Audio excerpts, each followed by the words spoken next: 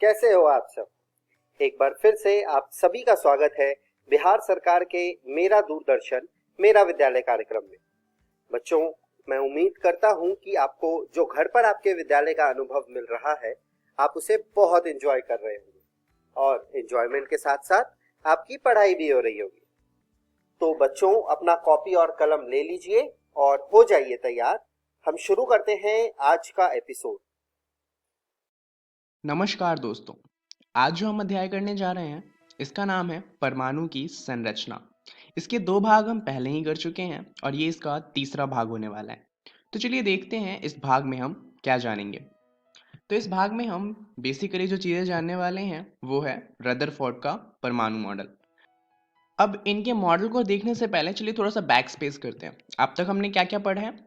हमने बेसिकली ये जाना कि एटम कैसे बना हुआ होता है और उसकी क्या क्या प्रॉपर्टी होती है, जहाँ पे हमने इलेक्ट्रॉन न्यूट्रॉन एट्सेट्रा को पढ़ा था। और उसके बाद हमने देखा था थॉमसन सर का मॉडल, जिन्होंने बताया था कि जो एटम होता है वो एक तरबूजे की तरह होता है। अब यहाँ तक आपको अच्छे से पता है। इसके बाद हम स्टार्ट करते हैं रदरफोर्ड का मॉडल, कि इन्होंने जो थॉमसन का मॉडल था उसको कितना इम्प्रूव किया और उसके बाद उन्होंने क्या क्या बताया। तो अगर हम थॉमसन के मॉडल को स्टार्ट करेंगे तो इन्होंने अपना एक एक्सपेरिमेंट किया था जिसकी मदद से अपने मॉडल पे पहुंचे। अब उन्होंने जो एक्सपेरिमेंट किया था आपको पहले वो समझना होगा। तो इस एक्सपेरिमेंट को समझने के लिए ये समझ लीजिए कि उन्होंने सोने का इस्तेमाल किया था। उन्होंने सोने की एक बहुत पतली पन्नी बनाई थी और उससे अल्फा किरणों को पास करवाया था। अब यहाँ पे दो चीज़ें हैं। पहली बात तो सोने की पन्नी क्यों बनाई और दूसरा ये अल्फा कण क्या होते हैं। तो सोने की पन्नी इसलिए बनाई क्योंकि सोना बहुत पतला बनाया जा सकता है। और अल्फा कण क्या होता है इसे हम अभी देख लेंगे। पहले इनका एक्सपेरिमेंट देखते हैं कि एक्सपेरिमेंट किस तरीके से किया था। यहाँ पे आप ये देखेंगे जो सर्कल बना हुआ है वो बना हुआ है ZnS यानी कि जिंक सल्फाइड का। ये उन्होंने स्क्रीन की तरह इस्तेमाल किया। इसका मतलब अब अल्फा किरण वो पास कर रहे हैं तो वो सोने की पन्नी जो थी उससे टकरा के कहीं पे जाएगी। तो कहाँ गई है ये पता करने के लिए उन्होंने एक जिंक सल्फाइड की स्क्रीन बनाई थी, जिससे उनको पता चलेगा कि अल्फा कण टकराने के बाद कहाँ पे गए हैं। उसके अलावा यहाँ पे क्या क्या चीज़ें थी। एक तो था हमारा सोने का परत। ये क्या था, बेसिकली सोने को बहुत पतला किया और एक पन्नी जितना जब पतला सोना बन गया तो उसको अल्फा कण के सामने डाल दिया। और तीसरी चीज़ है हमारा अल्फा कण। अल्फा कण क्या होता है ये हम अभी समझ लेंगे, पर इतना समझ लीजिए कि इनका एक्सपेरिमेंट इतना सा था कि एक सोने की बहुत पतली सी चादर ली और उसके ऊपर अल्फा कणों को एक जगह से वो फेंक रहे थे और फिर देख रहे थे कि सोने की पन्नी से टकराने के बाद अल्फा कणों का क्या होगा। ये था उनका पूरा एक्सपेरिमेंट। तो चलिए समझते हैं आखिर इस एक्सपेरिमेंट में हुआ क्या। यहाँ पे सबसे पहले आपको समझना पड़ेगा कि अल्फा पार्टिकल होता क्या है। अब अल्फा पार्टिकल या अल्फा कण जो होता है वो कुछ नहीं होता, बेसिकली जो हीलियम एटम होता है उसका न्यूक्लियाई होता है। यानी कि उसके अंदर इलेक्ट्रॉन्स नहीं होंगे, दो प्रोटॉन होंगे और दो न्यूट्रॉन होंगे। सारे के सारे अगर इलेक्ट्रॉन आप निकाल दें हीलियम के एटम से तो जो बचेगा उसी को कहा जाता है अल्फा कण। तो उन्होंने बहुत सारे अल्फा कण लिए और उसको बॉम्बार्ड करवाया, मतलब बहुत तेजी से जो उन्होंने सोने की पन्नी बनाई थी उसके ऊपर फेंका। यहाँ पे आप इसका चार्ज देखेंगे तो कितना होगा। न्यूट्रॉन के ऊपर कोई चार्ज नहीं होता, परंतु प्रोटॉन के ऊपर 1.6 इंटू 10⁻⁻19 कूलम्ब चार्ज होता है। अब यहाँ पे दो प्रोटॉन है तो इस चार्ज को दो से गुना कर दीजिए। तो यहाँ पे आपको एक और चीज़ पता चलेगी कि अल्फा कण जो है वो पॉजिटिवली चार्ज है, यानी कि यहाँ पे जो अल्फा कण फेंके जा रहे हैं उनमें शक्ति है। अब बात करते हैं कि सोना क्यों लिया गया। सोना जो होता है वो सबसे आघातवर्धी धातु होता है। इसके बारे में आप इससे पहले वाले चैप्टर्स में पढ़ चुके हैं। तो इसका इतना पतला एक लेयर बनाया जा सकता है जिसमें लगभग एक ही एटम हो एक जगह पे। तो ऐसा पतला सिर्फ सोने को बनाया जा सकता है। उसकी जगह अगर वो कोई और चीज़ लेते जैसे कि स्टील तो वो बहुत मोटा रह जाता। तो अल्फा कण उससे टकरा के सारे ही वापस आ जाते। कोई भी अल्फा कण उससे आर पार नहीं जा पाता। यही कारण था कि सोने का इस्तेमाल किया गया। चलिए अब समझते हैं एक्सपेरिमेंट को कि एक्सपेरिमेंट में हुआ क्या। जब उन्होंने अल्फा कण भेजे तो बहुत सारे अल्फा कण जो थे वो तो सोने की परत से सीधा आगे निकल गए। तो आप ये समझिए कि अधिकतर जो अल्फा कण थे वो पन्नी से आगे सीधा चले गए, मतलब टकराए ही नहीं, सीधा आगे की तरफ निकल गए। कुछ कणों का क्या हुआ, ये जो कुछ अल्फा कण थे वो पन्नी द्वारा बहुत छोटे से कोण पे विक्षेपित हो गए। जैसे कि आप देख सकते हैं कुछ जो है वो थोड़ा सा पीछे की तरफ किसी और कोण पे वापस आ गए हैं। और बहुत कम, लगभग 12,000 कणों में से सिर्फ एक अल्फा कण जो था वो सीधा वापस वहां पे आया जहां से उसे भेजा जा रहा था। और सबसे ज़्यादा चौंकने वाली बात तो ये है कि ये 12,000 कणों में से सिर्फ एक अल्फा कण जो वापस आया है, दरअसल जो रदरफोर्ड थे उनको ये बात भी बहुत अजीब लगी, क्योंकि उनके अकॉर्डिंग अल्फा कण जो है वो बहुत शक्तिशाली है। जैसे कि आप जानते हैं उसके ऊपर 2 प्रोटॉन जितना चार्ज है, और जो सोने की पन्नी है वो बहुत पतली है। तो रदरफोर्ड का ये कहना था कि जो 12,000 में से एक कण वापस आया है ये लगभग ऐसा है कि अगर आप एक टिश्यू पेपर के ऊपर एक तोप का गोला चलाएं और वो तोप का गोला टिश्यू पेपर से टकरा के फिर वापस आ जाए, तो ऐसा तो रियल लाइफ में पॉसिबल ही नहीं है, परंतु यहाँ पर ऐसा हो रहा था। तो आखिर क्या रीज़न था कि जो इतना पावरफुल अल्फा कण है वो वहाँ से वापस आ पाया? तो ये सारी चीज़ें जब उन्होंने देखी तो उसके बाद उन्होंने कुछ चीज़ें अज्यूम करी, कुछ चीज़ों का उन्हें पता चला। तो चलिए देखते हैं कि ये चीज़ें क्या थी। तो सबसे पहली बात तो इन्हें जो पता चली वो ये थी कि परमाणु के भीतर अधिकतर भाग जो होता है वो खाली होता है। जैसे कि उन्होंने अभी बताया, एक्सपेरिमेंट में क्या हुआ था, बहुत सारे अल्फा कण बिना टकराए ही आगे चले गए। अब अगर आगे दीवार रखी हो और आप उसके ऊपर पत्थर फेंके, तो ऐसा तो पॉसिबल ही नहीं है कि एक भी पत्थर दीवार के दूसरी तरफ चला जाए। ऐसा तो सिर्फ तभी हो सकता है जब दीवार में बहुत सारे गड्ढे हों और बहुत सारी जगह खाली हो। और क्योंकि ऐसा सोने की परत के साथ हो रहा था, इसका मतलब जो एक एटम होता है, यानी कि जो परमाणु होता है, उसमें बहुत सारी खाली जगह होती है, और इसी वजह से जो अल्फा कण थे वो उस खाली जगह से सीधा आगे निकल गए और उनका जो डायरेक्शन था वो बिल्कुल भी नहीं बदला। दूसरा उन्होंने क्या पता लगाया, उन्होंने ये पता लगाया कि परमाणु का जो पूर्ण घनावेशित भाग और द्रव्यमान होता है वो परमाणु के भीतर बहुत ही कम जगह पे सीमित होता है। तो यही रीज़न था कि जो अल्फा कण जो कि इतना शक्तिशाली है वो टकरा के 12,000 में से एक बार वापस आ रहा था, क्योंकि उनका कहना था कि एटम वैसे तो बहुत बड़ा होता है, परंतु उसका सारा का सारा जो द्रव्यमान होता है और सारा का सारा जो चार्ज होता है पॉजिटिव वाला, वो एक बहुत छोटे से जगह पे होता है। और क्योंकि बहुत सारा द्रव्यमान और बहुत सारा चार्ज सिर्फ एक छोटे से जगह पे है, तो अल्फा कण अगर उसी छोटे से जगह पे जाता है तो उसको इतनी शक्ति से धक्का दिया जाएगा कि वो वापस आ पाए। इसी वजह से बहुत कम ऐसे अल्फा कण थे जो वापस आए। तो ये दो चीज़ें उन्होंने अपने एक्सपेरिमेंट से पता करी, और उसके बाद जो उन्होंने एटम यानी कि परमाणु का डायग्राम बनाया वो कुछ ऐसा था कि एक तो होता है सेंटर, जिसको उन्होंने कहा नाभिक, और इसके अंदर उन्होंने कहा कि जितनी भी द्रव्यमान है एटम का वो होगा, और जितना भी पॉजिटिव चार्ज होगा वो सेंटर में होगा। और उसके बाद उन्होंने बताया कि इलेक्ट्रॉन जो होते हैं वो बाहर कोश बने हुए होते हैं, उनके अंदर घूम रहे होते हैं। तो अब देखा जाए तो एटम तो एक्चुअली में ऐसा ही दिखता है। तो उन्होंने तो पता कर लिया कि एटम कैसा होता है, तो फिर हमें बोर का मॉडल क्यों पढ़ना है? दरअसल यहाँ पे जब उन्होंने ये बात कही तो उनका ये कहना था कि इलेक्ट्रॉन यहाँ पे आसपास घूम रहा है। तो अगर वो यहाँ पे घूम रहा है तो बाकी साइंटिस्ट का ये कहना था कि एक साइंटिस्ट है जिनका नाम है प्लैंक। तो ये जो मैक्स प्लैंक थे, इनका एक थ्योरी था जिसके अकॉर्डिंग अगर कोई सी चीज़ त्वरण से घूम रही है तो उसका एनर्जी लॉस होगा। अब आप सोच रहे होंगे कि प्लैंक इस थ्योरी का जो रदरफोर्ड का मॉडल है उससे क्या कनेक्शन। प्लैंक ने ये कहा कि अगर कोई सी भी चीज़ त्वरण के साथ गोल गोल घूमेगी तो उसका जो एनर्जी होगा वो धीरे धीरे कम होता रहेगा। इसका मतलब रदरफोर्ड ने जो कहा है कि उनका इलेक्ट्रॉन जो है वो मास जो है सेंटर में उसके आसपास घूम रहा है, तो वो भी त्वरण से ही घूम रहा है। तो इलेक्ट्रॉन के पास जितनी भी एनर्जी है, जितनी ऊर्जा है, वो धीरे धीरे कम होनी चाहिए। और अगर वास्तव में ऐसा हो कि जो हमारा इलेक्ट्रॉन है उसकी ऊर्जा सही में धीरे धीरे कम हो रही होगी, तो क्या होगा, वो धीरे धीरे जो सेंटर है उसके पास आता चला जाएगा और छोटे गोले में घूमना लगेगा। तो ऐसे ही क्या होगा, धीरे धीरे एक टाइम ऐसा आएगा कि जो हमारा इलेक्ट्रॉन है वो जाके जो न्यूक्लियस है हमारा यानी कि नाभिक है उससे टकरा जाएगा, और उसके बाद क्या होगा, जो हमारा एटम है वो एग्जिस्ट ही नहीं करेगा, वो खत्म हो जाएगा वहीं पे। परंतु हम ये जानते हैं कि एटम एग्जिस्ट करता है, वो खत्म नहीं होता। इसका मतलब रदरफोर्ड का जो ये कहना था कि इलेक्ट्रॉन आसपास घूम रहे हैं, उसमें कोई तो दिक्कत थी, क्योंकि अगर आसपास घूम रहे हैं तो उनके पास एनर्जी जो है वो धीरे धीरे कम होनी चाहिए और वो सेंटर से टकरा जाने चाहिए। तो जब उनसे ये पूछा गया कि ऐसा क्यों होता है कि इलेक्ट्रॉन सेंटर से नहीं टकरा रहा, तो उनके पास इसका कोई उत्तर नहीं था। और यही कारण था कि रदरफोर्ड का जो ये मॉडल था इसे सही नहीं माना गया, और उसके बाद फिर बोर का मॉडल आया जिसे हमें पढ़ना है आगे। तो इस वीडियो के लिए इतना ही। इस वीडियो में हमने पढ़ा है रदरफोर्ड का परमाणु मॉडल, जहाँ पे वो इस बात को एक्सप्लेन नहीं कर पाए कि जो इलेक्ट्रॉन है वो जाके सेंटर से टकरा क्यों नहीं जाता।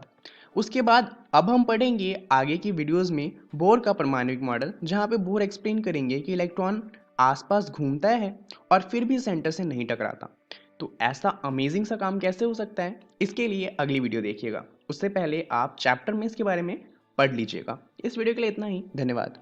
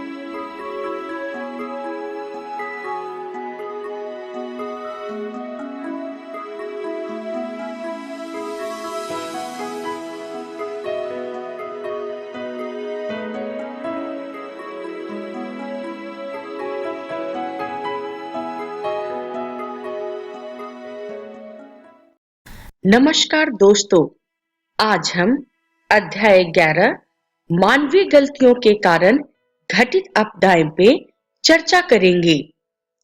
तो दोस्तों, इस वीडियो में हम देखेंगे मानवीय गलतियों के कारण घटित आपदाएं पे परिचय और नाभिकीय आपदाएं।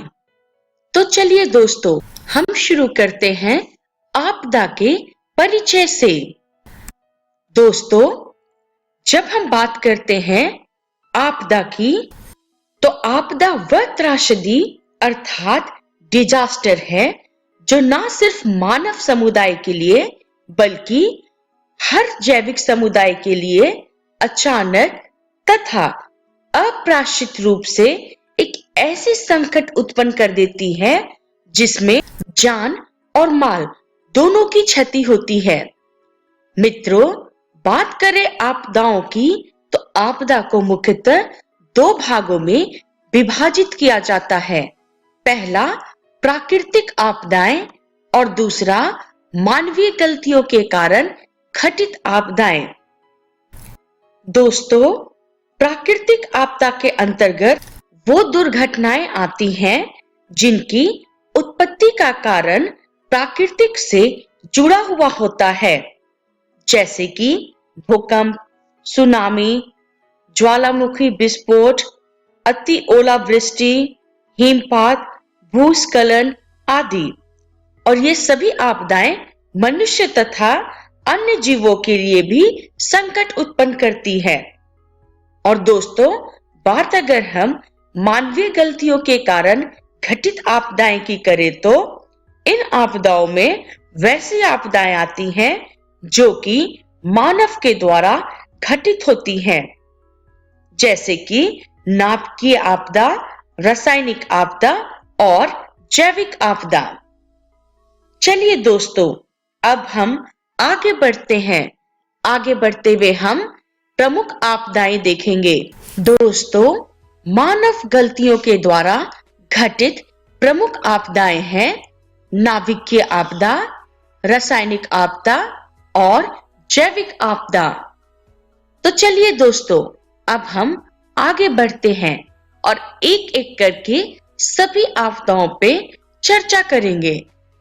तो दोस्तों, हम प्रमुख आपदाएं में से नाभिकीय आपदाओं से अपनी चर्चा की शुरुआत करते हैं। दोस्तों, नाभिकीय ऊर्जा का विकास विज्ञान के लिए एक महत्वपूर्ण उपलब्धि रही है। मित्रों, नाभिकीय ऊर्जा के अंतर्गत यूरेनियम और प्लूटोनियम जैसे खनिज को परिष्कृत कर रिएक्टर के माध्यम से नाभिकीय विखंडन कराया जाता है, जिससे ऊर्जा की प्राप्ति होती है। दोस्तों, यह ऊर्जा आर्थिक सामाजिक विकास को एक नई गति देता है। पर दोस्तों, जब इसी ऊर्जा का उपयोग परमाणु हथियार बनाने में होता है, तब यही ऊर्जा आपदा का कारण बन जाती है। दोस्तों, वर्तमान समय में बहुत सारे देश परमाणु अस्त्र का निर्माण कर लिए हैं और भारत उन देशों में से एक है। चलिए दोस्तों, अब हम आगे बढ़ते हैं। आगे बढ़ते हुए हम अपनी चर्चा को नाभिक के आपदाएं पे जारी रखते हैं। दोस्तों, सर्वप्रथम परमाणु बम का विस्फोट सन 1945 में संयुक्त राज्य अमेरिका के द्वारा द्वितीय विश्व युद्ध के अंतिम चरण में जापान के 2 नगरों पे किया गया था। दोस्तों, सबसे पहले 6 अगस्त 1945 को हवाई हमले के द्वारा हिरोशिमा तथा 9 अगस्त 1945 में ही नागासाकी पे परमाणु बम गिराए गए थे। दोस्तों, इस परमाणु बम के कारण लाखों लोग की मौत हुई थी। आलीशान भवनों और औद्योगिक इकाइयों के ये नगर कब्रिस्तान में तब्दील हो गया था और 1 लाख से भी अधिक लोग अपंग हुए थे, जिन्हें परमाणु किरणों के प्रभाव के कारण कैंसर, चर्म रोग जैसी बीमारियां हुई थी और जो लोग बचे भी थे वो अपने परिजनों से बिछुड़ गए थे। तो दोस्तों, परमाणु बम के इस हमले के कारण पूरा जापान हिल गया था। चलिए दोस्तों, अब हम आगे बढ़ते हैं। आगे बढ़ते हुए हम अपनी नाभिकीय आपदाओं पे चर्चा को जारी रखते हैं। दोस्तों, हालांकि हिरोशिमा नागासाकी पे परमाणु हमले के बाद कहीं और परमाणु हमले की कोई खबर नहीं आई है, पर परमाणु ऊर्जा के उत्पादन में भारी वृद्धि हुई है। दोस्तों, कई परमाणु ऊर्जा उत्पन्न करने वाले केंद्रों पे मानवीय भूल दुर्घटना का गवाह बन चुका है। सन 1986 में तत्कालीन सोवियत संघ के चेर्नोबिल नगर में मानवीय भूल के कारण एक रिएक्टर से रेडियो धार्मिकता के कारण सैकड़ों लोगों की जान गई और इसका प्रतिकूल प्रभाव इसके आसपास के वातावरण पर बरसों तक रहा। दोस्तों, 1993 में भारत के नरोरा केंद्र पे भी मानवीय भूल के कारण बड़ी दुर्घटना होते होते बची। चलिए दोस्तों, अब हम आगे बढ़ते हैं और आगे बढ़ते हुए अपनी चर्चा को नाभिकीय आपदाएं पे जारी रखते हैं। दोस्तों, भारत में तारापुर जो कि महाराष्ट्र में है और कलपक्कम जो कि चेन्नई में है, कई बार इन परमाणु ऊर्जा केंद्रों में लापरवाही की रिपोर्ट दर्ज की गई है। दोस्तों, परमाणु ऊर्जा उत्पन्न करने वाले सभी केंद्रों पे स्वतः रेडिएशन की प्रक्रिया काम करती है, अतः वहां कार्य करने वाले वैज्ञानिकों तथा श्रमिकों को रेडिएशन प्रतिरोधी अर्थात एंटी रेडिएशन जैकेट का प्रयोग करना होता है। भारत जैसे श्रमिकों को ना तो रेडिएशन से बचने की कोई जानकारी दी जाती है और ना ही उनके पास विशेष प्रकार का जैकेट तथा अन्य वस्त्र उपलब्ध कराए जाते हैं। इन्हीं छोटी छोटी बातों को जब परमाणु ऊर्जा केंद्र नजरअंदाज कर देते हैं तो वहां पे एक बड़ी घटना घट जाती है। दोस्तों, परमाणु ऊर्जा के उपयोग के बाद परमाणु कचरे का सही ढंग से निष्पादन ना होने पे वह पुनः कुछ अंतराल के बाद रेडिएशन की प्रक्रिया प्रारंभ कर देता है। दोस्तों, इसलिए परमाणु कचरों के निष्पादन के लिए आवश्यक है कि उसका संग्रह विशेष रूप से निर्मित संग्रह गृह अर्थात स्टोर हाउस में किया जाए या अत्यधिक गहराई पे डंप कर दिया जाए।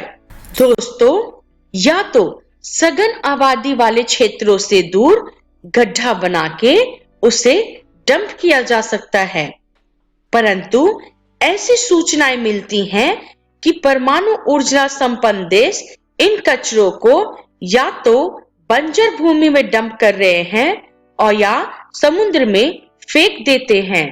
चलिए दोस्तों, अब हम आगे बढ़ते हैं। आगे बढ़ते हुए अब हम चर्चा करेंगे प्रबंधन की आवश्यकता एवं कार्य पे। दोस्तों, परमाणु ऊर्जा का उपयोग हमेशा विनाशकारी नहीं होता है, अतः इसका सकारात्मक उपयोग विद्युत ऊर्जा उत्पन्न करने के लिए किया जाना चाहिए। दोस्तों, इसलिए अंतर्राष्ट्रीय स्तर पे आवश्यक है कि सभी देश परमाणु अप्रसार की नीति से सहमत हो। यही कारण है कि भारत ने हाल फिलहाल में अमेरिका के साथ परमाणु ऊर्जा संधि की है।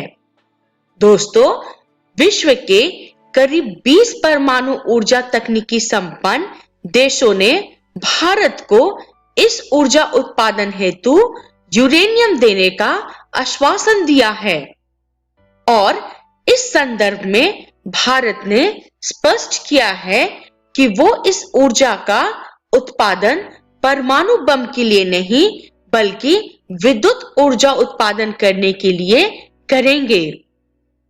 अतः अंतरराष्ट्रीय स्तर पे आवश्यक है कि सभी देश इस परमाणु अप्रसार की नीति से सहमत हो, अर्थात परमाणु बम न बनाने का निर्णय इस तकनीकी के उपयोगी तथा विकास का दूत बन सकता है।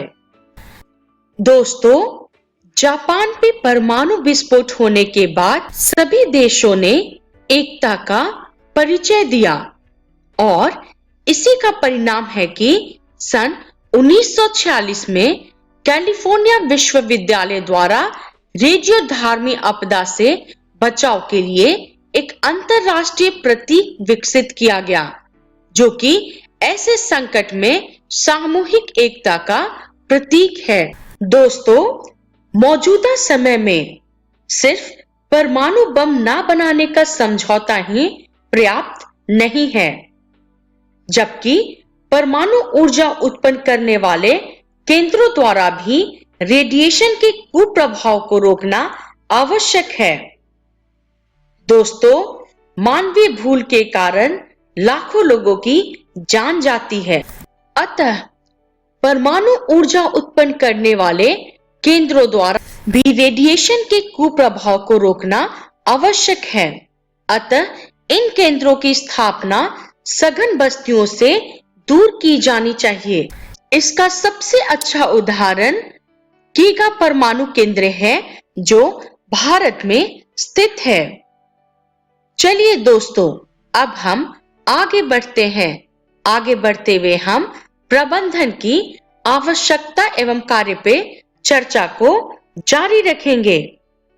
दोस्तों, भारत के जैसा ही रूस, संयुक्त राज्य अमेरिका और कनाडा में भी परमाणु केंद्र सघन बस्तियों से दूर स्थापित किए गए हैं और दोस्तों, इन केंद्रों पे कार्य करने वाले लोगों के लिए रेडिएशन प्रतिरोधक जैकेट का प्रयोग भी अनिवार्य कर देना चाहिए। दोस्तों, इतना ही नहीं, इसके आसपास तथा शहर में रहने वाले लोगों को दुर्घटना की स्थिति में इससे बचाव की पर्याप्त जानकारी देनी चाहिए। सामुदायिक स्तर पे ये बताना आवश्यक है कि दुर्घटना की स्थिति में क्या करें और क्या ना करें। इसकी पर्याप्त सूचना दी जानी चाहिए कि दुर्घटना की जानकारी मिलते ही रेडिएशन प्रतिरोधक जैकेट तथा मास्क पहने और खुले भोजनालय का प्रयोग ना करें। आग जलाने का कार्य न करे इत्यादि। दोस्तों, इन क्षेत्रों में तत्काल राहत सामग्री भी पहुंचाई जाए और ऐसे भोजन के पैकेट का वितरण किया जाए जो रेडिएशन के प्रभाव या जिस पे रेडिएशन का प्रभाव ना हो सके। दोस्तों, इन क्षेत्रों में तहखाने का पर्याप्त निर्माण किया जाना चाहिए ताकि चेतावनी मिलते ही लोग उसके अंदर चले जाएं और निर्देश का पालन करें और इस प्रकार से रेडिएशन के प्रभाव से बचा जा सकता है। तो चलिए दोस्तों, अब हम आगे बढ़ते हैं और चर्चा करते हैं कि इस वीडियो में हमने सीखा परिचय तथा नाभिकीय आपदाएं। और दोस्तों, इसका रेफरेंस है भूगोल कक्षा 9 की पाठ्य पुस्तक। और दोस्तों, अगली वीडियो में हम सीखेंगे रासायनिक आपदा। तब तक के लिए धन्यवाद।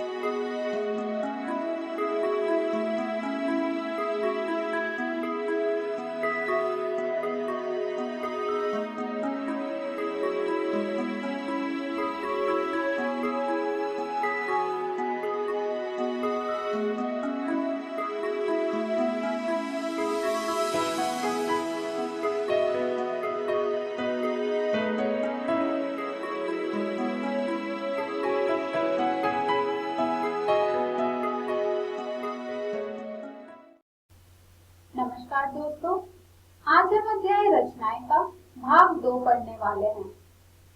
हमने हमारी पिछली वीडियो में पढ़ा था रचनाएं की भूमिका और रेखाखंड का विभाजन। आज के इस वीडियो में हम पढ़ेंगे रेखाखंड का विभाजन प्रकार 2। तो चलिए आगे बढ़ते हैं और शुरू करते हैं हम हमारा आज का भाग।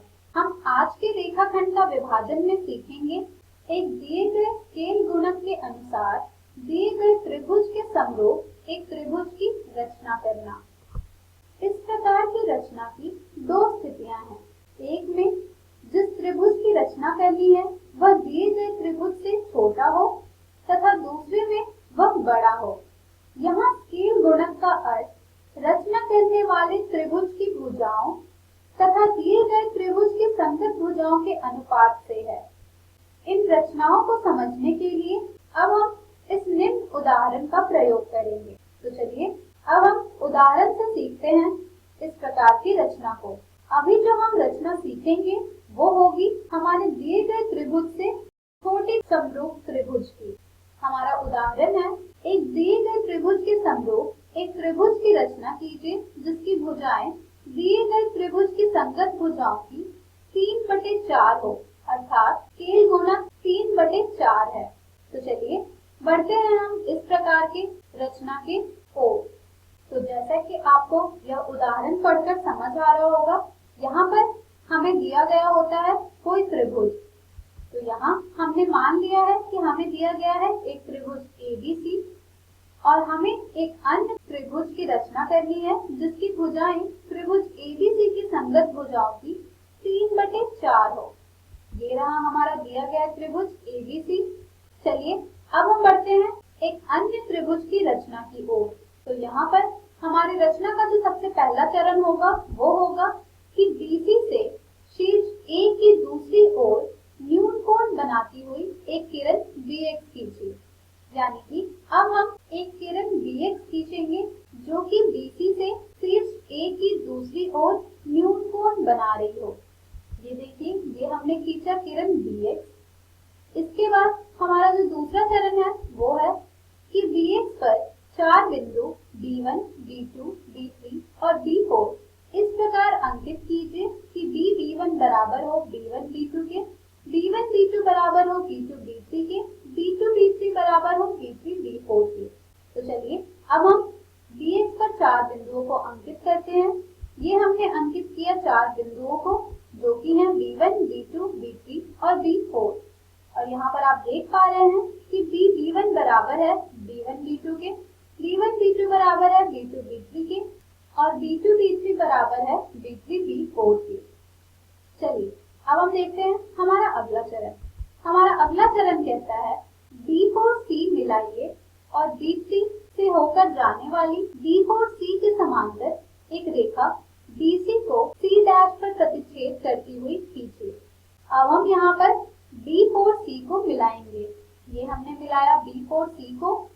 इसके बाद हम B3 पर B4C के समांतर एक रेखा खींचेंगे, जो कि रेखा BC को C डैश पर प्रतिच्छेद करे। अब आप सोच रहे होंगे कि यहाँ पर हमने B3 ही क्यों लिया है समांतर रेखा खींचने के लिए। हमने B3 इसलिए लिया है क्योंकि हमें जो स्केल गुणक दिया गया है उसमें 3 और 4 में से 3 छोटा है और यहाँ पर हमारे स्केल गुणक में जो संख्या छोटी होगी उससे ही हम समांतर रेखा खींचेंगे। तो समांतर रेखा खींचना आपने अपने पिछली रचनाओं में सीखा है। चलिए उसी प्रकार हम समांतर रेखा खींचते हैं B3 पर। सबसे पहले हम एक चाप खींचेंगे B4 पर और फिर उसी माप का चाप खींचेंगे B3 पर। फिर हम यह देखेंगे कि वह चाप B4C को कहाँ प्रतिच्छेद कर रही है। उस माप को लेकर हम बिल्कुल उसी प्रकार से B3 पर भी चाप खींचेंगे और फिर हम उन दोनों के प्रतिच्छेद को मिला देंगे B3 से, जो कि रेखा BC को प्रतिच्छेद कर रही होगी। और जहां वह रेखा BC को प्रतिच्छेद कर रही होगी उसे हम मान लेंगे कि वह C डैश है। इसके बाद हमारी रचना का जो अगला चरण है वो कहता है C डैश से होकर जाने वाली CA के समांतर एक रेखा BA को A डैश पर प्रतिच्छेद करती हुई खींचिए। यानी कि अब हम एक समांतर रेखा खींचेंगे CA के, जो कि रेखा AB को प्रतिच्छेद कर रही होगी A डैश पर। तो चलिए अब हम C डैश से एक समांतर रेखा खींचते हैं। समांतर रेखा बिल्कुल उसी प्रकार से जैसा अभी तक हमने सीखा है कि किस तरह हम खींचते हैं। अब हम चाप के प्रतिच्छेद को मिला देंगे C डैश से, जो कि रेखा AB को प्रतिच्छेद कर रही होगी A डैश पर। यहाँ पर आप आकृति में देख पा रहे होंगे कि आपको अब एक त्रिभुज प्राप्त हुआ है, जो कि है A dash B C dash, और यही त्रिभुज A dash B C dash हमारा अभिष्ट त्रिभुज है। तो इस तरह हम किसी भी दिए गए त्रिभुज के समरूप एक त्रिभुज की रचना करते हैं, जिसकी भुजाएं दिए गए त्रिभुज की संगत भुजाओं की 3/4 हो। इस प्रकार की रचना का भी औचित्य हम पिछली रचनाओं की तरह याद कर सकते हैं। चलिए अब हम बढ़ते हैं इस प्रकार के एक प्रश्न की ओर। हमारा प्रश्न कहता है एक त्रिभुज ABC बनाइए जिसमें BC बराबर हो 6 सेंटीमीटर के, AB बराबर हो 5 सेंटीमीटर के और कोण ABC बराबर हो 60 डिग्री के। फिर एक त्रिभुज की रचना कीजिए जिसकी भुजाएं त्रिभुज ABC की संगत भुजाओं की 3/4 गुनी हो। तो चलिए सबसे पहले हम यहाँ पर त्रिभुज ABC बनाएंगे। त्रिभुज ABC बनाने के लिए हमें यहाँ दिया गया है BC बराबर है 6 सेंटीमीटर का, तो हम रेखा खींचेंगे BC जो कि बराबर होगी 6 सेंटीमीटर के। उसके बाद हमें दिया गया है कि कोण ABC बराबर है 60 डिग्री के, यानी कि कोण B बराबर है 60 डिग्री के। तो चलिए अब हम B पर 60 डिग्री का कोण बनाते हैं। 60 डिग्री का कोण बनाना आप सब जानते होंगे। ये हमने बनाया 60 डिग्री का कोण। इसके बाद हम इस रेखा पर AB की लंबाई माप कर एक चाप खींचेंगे कुछ इस प्रकार से। ये हमने खींचा AB जो कि बराबर था 5 सेंटीमीटर का। इसके बाद हम A और C को मिला देंगे। ये हमने मिलाया A और C को, तो इस प्रकार हमें एक त्रिभुज प्राप्त हुआ है ABC। अब हमें रचना करनी है एक और त्रिभुज की जिसकी भुजाएं त्रिभुज एबीसी की संगत भुजाओं की 3/4 गुनी हो। तो चलिए बढ़ते हैं इस प्रश्न की रचना की ओर। रचना में जैसा कि आप सब जानते हैं, सबसे पहले हम बीसी के शीर्ष ए की दूसरी ओर से न्यून कोण बनाती हुई किरण डीएक्स खींचेंगे। ये हमने एक किरण डीएक्स खींचा बीसी से शीर्ष ए की दूसरी ओर न्यून कोण बनाते हुए। इसके बाद हमारी रचना का जो दूसरा चरण होता है वो है कि डीएक्स पर 4 बिंदु B1, B2, B3 और B4 को इस प्रकार अंकित कीजिए कि B1 बराबर हो B1, B2 के, B1, B2 बराबर हो B2, B3 के और B2, B3 बराबर हो B3, B4 के। तो ये हम 4 बिंदुओं को अंकित कर रहे हैं dx पर, जो कि हैं B1, B2, B3 और B4। इसके बाद हमारी रचना का जो अगला चरण होता है वो होता है कि B4C को मिलाइए। ये हमने मिलाया B4C को। इसके बाद हम B3 पर एक समांतर रेखा खींचेंगे B4C के। अब हम यहाँ पर B3 क्यों ले रहे हैं आप सबको पता होगा। तो चलिए अब हम B3 पर समांतर रेखा खींचते हैं। ये हमने चाप खींचा B4 पर, बिल्कुल उसी माप का चाप खींचेंगे हम B3 पर और फिर उसे मिला देंगे BC से, जो कि BC को प्रतिच्छेद कर रही होगी बिंदु C डैश पर। इसके बाद हमारा अगला चरण कहता है कि C डैश से होकर जाने वाली CA के समांतर एक रेखा AB को A डैश पर प्रतिच्छेद करती हुई खींचिए। यानी कि अब हम C डैश पर एक समांतर रेखा खींचेंगे CA के, जो कि AB को प्रतिच्छेद कर रही होगी A डैश पर। समांतर रेखा खींचने की विधि आप जानते हैं। सबसे पहले हम चाप खींचेंगे और कोण का माप याद करेंगे। उसके बाद फिर हम उसे C डैश से मिला देंगे और वह समांतर रेखा AB को जिस बिंदु पर प्रतिच्छेद कर रही होगी वो कहलाएगा A डैश। तो यहाँ पर आप देख पा रहे हैं कि आपको एक और त्रिभुज प्राप्त हुआ है, जो कि है A dash B C dash, और यही त्रिभुज A dash B C dash आपका अभिष्ट त्रिभुज है। तो इस तरह आप दिए गए स्केल गुणक के अनुसार दिए गए त्रिभुज के समरूप त्रिभुज की रचना करते हैं। इस तरह के और भी प्रश्न आपको आपकी एनसीईआरटी पुस्तक में मिल जाएंगे, जिनकी आप जरूर रचना करें। आज के इस वीडियो में हमने सीखा रेखाखंड का विभाजन प्रकार 2। हम हमारी अगली वीडियो में सीखेंगे रेखाखंड का विभाजन प्रकार 3। धन्यवाद। नमस्कार दोस्तों, आज हम एक और नया अध्याय पढ़ने वाले हैं। अध्याय का नाम है निर्माण उद्योग।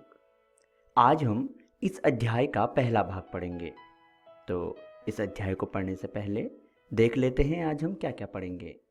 आज हम निर्माण उद्योग के बारे में चर्चा करते हुए, भारत में इसके विकास के बारे में जानते हुए, निर्माण उद्योगों के वर्गीकरण की बात करेंगे, जिनमें श्रम के आधार पर, कच्चे माल के आधार पर, स्वामित्व के आधार पर तथा कच्चे माल के स्रोत के आधार पर एक बिंदु कृषि आधारित उद्योगों की चर्चा करेंगे।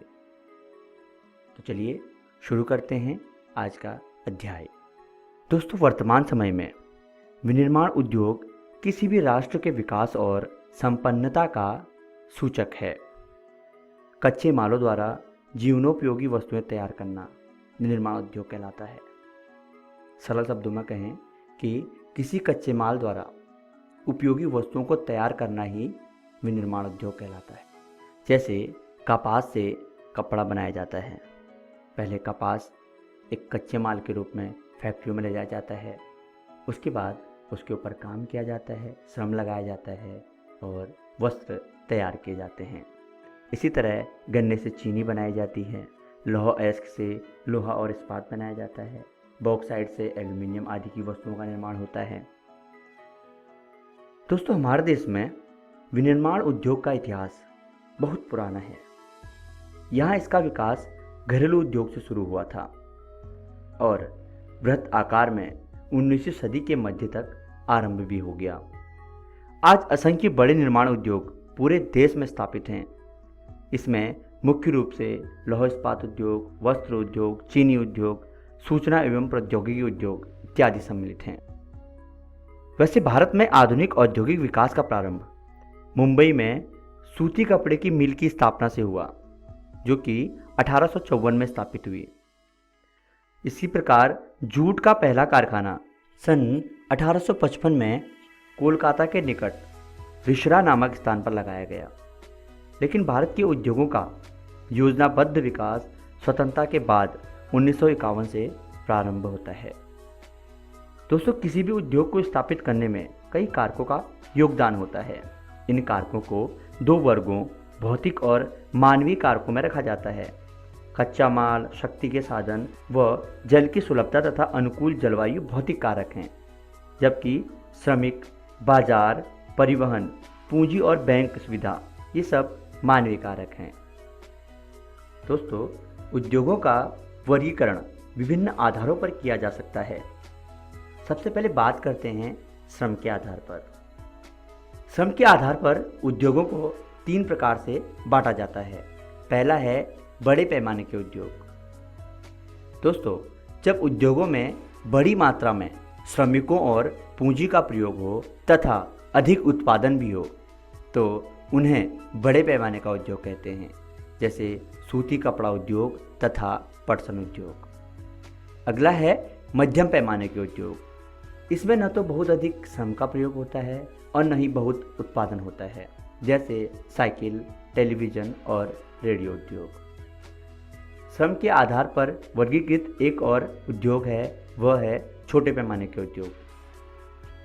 ऐसे लघु उद्योग एक परिवार के सदस्यों द्वारा चलाए जाते हैं। दोस्तों, ये ग्रामीण एवं घरेलू उद्योग हैं। इनमें पूंजी बहुत कम लगाई जाती है, जैसे हस्तशिल्प उद्योग। अब बात करते हैं कच्चे माल के आधार पर। दोस्तों, कच्चे माल के आधार पर उद्योगों को 2 प्रकार से बांटा गया है। पहला है भारी उद्योग। इन उद्योगों में भारी कच्चे माल का प्रयोग होता है। इससे निर्मित वस्तुएं भी भारी ही होती हैं। लोहा एवं इस्पात उद्योग इसका अच्छा उदाहरण है। अगला है हल्के उद्योग। इस वर्ग के उद्योगों में हल्के कच्चे माल का प्रयोग होता है, जिससे हल्के माल का निर्माण होता है। इलेक्ट्रॉनिक उपकरण तथा सिलाई मशीन उद्योग इसके उत्तम उदाहरण हैं। अब बात करते हैं स्वामित्व के आधार पर। स्वामित्व के आधार पर भी उद्योगों को 2 प्रकार से बांटा गया है। पहला है सार्वजनिक उद्योग। दोस्तों, इसमें भारी तथा आधारभूत उद्योग सम्मिलित हैं। इनका संचालन सरकार स्वयं करती है, अर्थात जो सार्वजनिक उद्योग होते हैं वे सरकार के नियंत्रण में होते हैं। दुर्गापुर, भिलाई तथा राउरकेला के लोहा इस्पात केंद्र सार्वजनिक उद्योग के उदाहरण हैं। अगला है संयुक्त अथवा सहकारी उद्योग। जब उद्योगों में 2 या 2 से अधिक व्यक्तियों या सहकारी समितियों का योगदान हो तो उन्हें संयुक्त अथवा सहकारी उद्योग कहा जाता है, जैसे ऑयल इंडिया लिमिटेड तथा अमूल इत्यादि उद्योग। दोस्तों, इसके अलावा कच्चे माल के स्रोत के आधार पर भी उद्योगों का वर्गीकरण किया गया है। तो हम सबसे पहले बात करेंगे कृषि आधारित उद्योगों की, जिसके अंतर्गत सबसे पहले बात करेंगे सूती वस्त्र उद्योग की। दोस्तों, सूती वस्त्र बनाने में भारत का एकाधिकार बहुत प्राचीन काल से चला आ रहा है। दोस्तों, पहली सूती मिल की स्थापना कोलकाता के निकट फोर्ट ग्लास्टन में 1818 में हुई। देश में लगभग 1600 सूती और कृत्रिम वस्त्र बनाने की मिलें हैं, जिनमें 80% मिलें निजी क्षेत्र में हैं और जो बाकी हैं वे सारे सार्वजनिक क्षेत्र में हैं। दोस्तों, आज देश की अधिकांश मिलें महाराष्ट्र, गुजरात, पश्चिम बंगाल, उत्तर प्रदेश तथा तमिलनाडु में केंद्रित हैं। आइए बात करते हैं जूट या पटसन उद्योग की। सूती वस्त्र के बाद जूट भारत का दूसरा महत्वपूर्ण उद्योग है। दोस्तों, कच्चे जूट और जूट से बने सामान के उत्पादन में भारत का संसार में पहला स्थान है। भारत में जूट के 77 कारखाने हैं। पश्चिम बंगाल में 80% से अधिक जूट के सामानों का उत्पादन होता है। शेष जूट आंध्र प्रदेश, बिहार, उत्तर प्रदेश, उड़ीसा, असम और त्रिपुरा में तैयार किया जाता है। आइए अब बात करते हैं ऊनी वस्त्र उद्योग की। यह देश के सबसे पुराने वस्त्र उद्योगों में से एक है।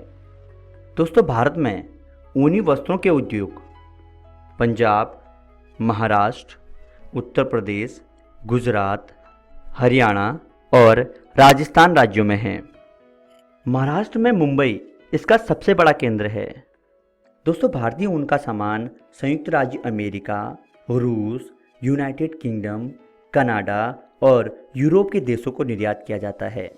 देश के ऊनी वस्त्र उद्योग के सामने कच्चे ऊन की आंतरिक बाजार की कमी और उत्पादों की निम्न गुणवत्ता प्रमुख समस्याएं हैं। इसके बावजूद भी भारत विश्व में ऊन का 7वां सबसे बड़ा उत्पादक देश है। आइए दोस्तों, देखते हैं आज की इस वीडियो में हमने क्या क्या सीखा। आज हमने उद्योगों के वर्गीकरण की बात की, जिसमें श्रम के आधार पर, कच्चे माल के आधार पर, स्वामित्व के आधार पर तथा कच्चे माल के स्रोत के आधार पर, जिसके अंतर्गत कृषि आधारित उद्योग, इनकी चर्चा की। अगली वीडियो में हम इसी अध्याय का अगला भाग पढ़ेंगे, जिसके अंतर्गत उद्योगों के वर्गीकरणों में खनिज आधारित उद्योगों की चर्चा करते हुए लौह और इस्पात उद्योग को जानेंगे, एल्यूमिनियम उद्योग की चर्चा करेंगे तथा तांबा प्रगलन उद्योग के बारे में चर्चा करते हुए रासायनिक उद्योग, उर्वरक उद्योग और सीमेंट उद्योग की चर्चा करेंगे। आशा करते हैं आपको यह वीडियो बहुत पसंद आई होगी। धन्यवाद। निर्माण उद्योग। पहला प्रश्न है, मुंबई में प्रथम सूती कपड़े के मिल की स्थापना कब हुई? 1851, 1852, 1853, 1854। 1855 में जूट का पहला कारखाना कहाँ पर स्थापित हुआ? मुंबई, कोलकाता, चेन्नई, तमिलनाडु। श्रम के आधार पर उद्योगों को कितने भागों में बांटा गया है? 1, 2, 3, 4। स्वामित्व के आधार पर उद्योगों को कितने भागों में बांटा गया है? 1, 2, 3, 4। भारत में ऊनी वस्त्र उद्योग केंद्र कहाँ कहाँ पर हैं? पंजाब, महाराष्ट्र, उत्तर प्रदेश, उपरोक्त सभी। इनके सही उत्तर हैं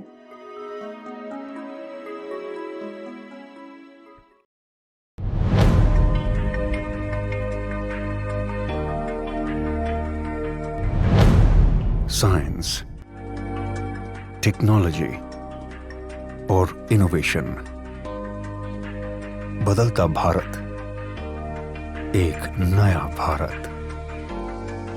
बदलते भारत की इस तस्वीर में बच्चे भी अपने इनोवेशन से रंग भर रहे हैं।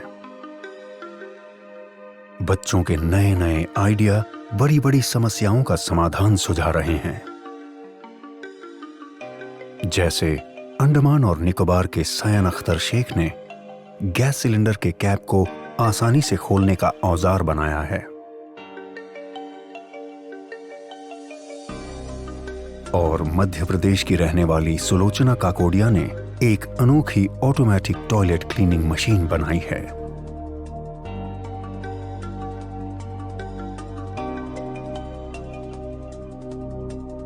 भारत सरकार का विज्ञान एवं प्रौद्योगिकी विभाग DST और राष्ट्रीय नव प्रवर्तन प्रतिष्ठान भारत NIF ऐसे ही लाखों नन्हे इनोवेटर्स को देश भर से ढूंढने का प्रयास कर रहे हैं। और इस अभिनव प्रयास का माध्यम है इंस्पायर अवार्ड्स मानक। इस प्रतियोगिता में कक्षा 6 से 10 तक के स्कूली बच्चे भाग लेते हैं, जिसमें सबसे पहले स्कूलों में प्राध्यापक द्वारा आइडिया प्रतियोगिता आयोजित की जाती है। इसके जरिए बच्चों के बेस्ट 2 से 3 आइडिया का चयन किया जाता है, जिसका नामांकन इंस्पायर अवार्ड्स मानक के वेब पोर्टल पर स्कूल द्वारा किया जाता है।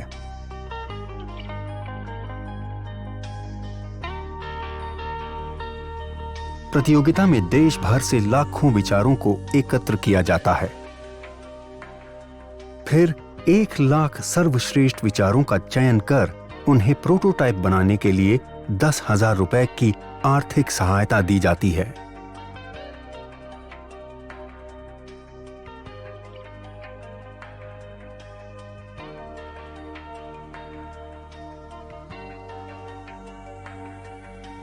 और बच्चों को जिला स्तरीय प्रतियोगिता में भाग लेने का अवसर मिलता है।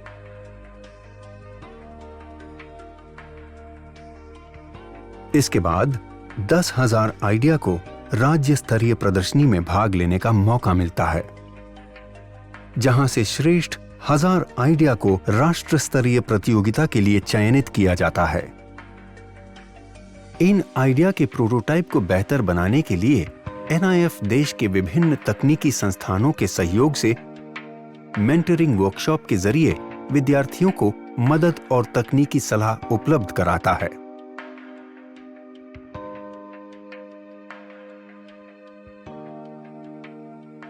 राष्ट्रीय स्तर की प्रदर्शनी में श्रेष्ठतम 60 को राष्ट्रीय पुरस्कार के लिए चयनित किया जाता है। NIF चयनित सभी 60 प्रोटोटाइप की उपयोगिता, व्यावसायिकता की संभावनाओं की जांच कर उसे DST और अपनी अन्य योजनाओं से जोड़ने का प्रयास करता है।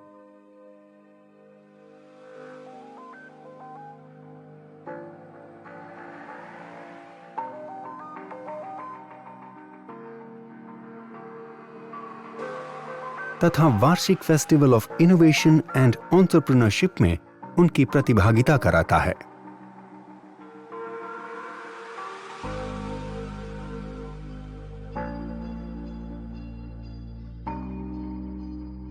अधिक जानकारी के लिए www.inspireawards-dst.gov.in पर जाएं। आइए लाखों विद्यार्थियों को भविष्य के इनोवेटर्स बनने में हम भी मदद करें और उन्हें कुछ नया और बेहतर करने के लिए प्रेरित करें और इन बच्चों के आइडिया के जरिए एक नया भारत बनाएं। Inspire awards Manak, inspiring innovators of tomorrow, million minds augmenting national aspiration and knowledge.